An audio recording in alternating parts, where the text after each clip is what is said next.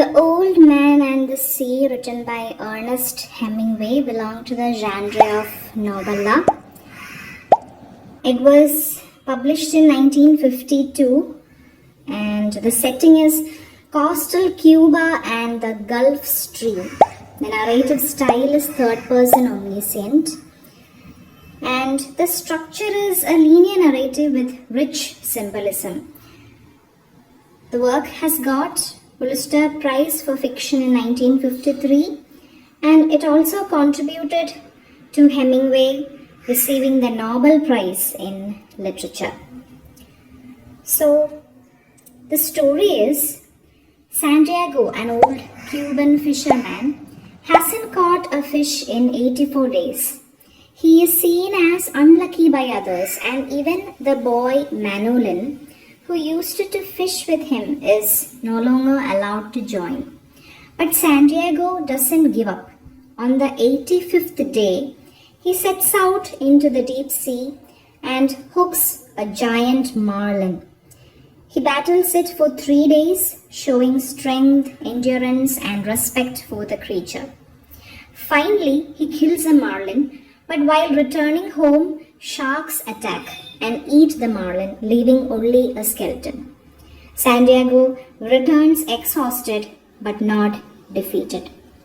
Themes are perseverance and struggle. Santiago refuses to give up despite old age, poverty, and bad luck.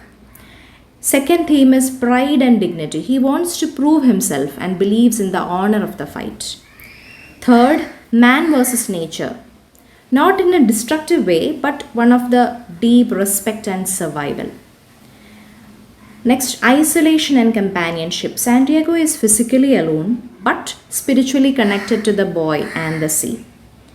And the last theme is success and defeat. The marlin is caught but lost.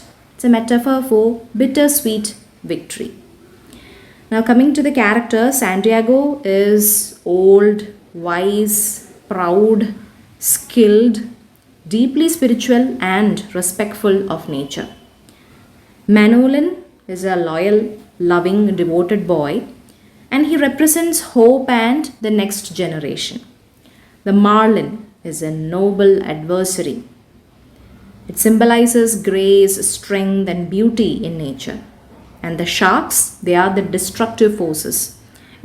They symbolize reality, greed, and the inevitable loss.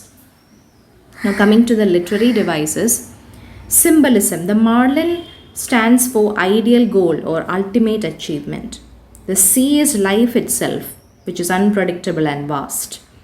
The lions in Santiago's dreams stands for youth, strength, and hope.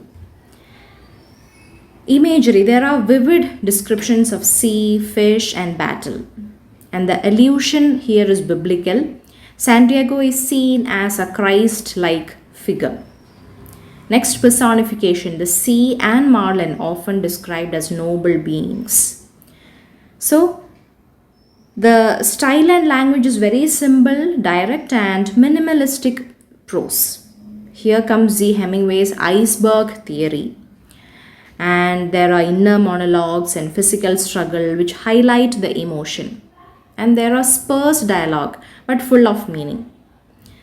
So, the structure is, as I already said, it's a novella with one continuous narrative. There are no chapters, and they set entirely over a few days but packed with emotional depth. Now let's see some famous lines. A man can be destroyed but not defeated. He was an old man who fished alone.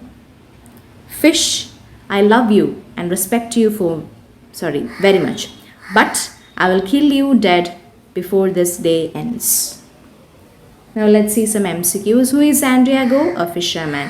How long does Santiago battle with the marlin? 3 days. What do the lions in Santiago's dream symbolize? Youth and strength.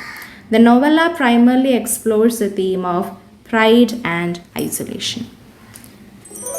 Okay, see you in next class. Bye.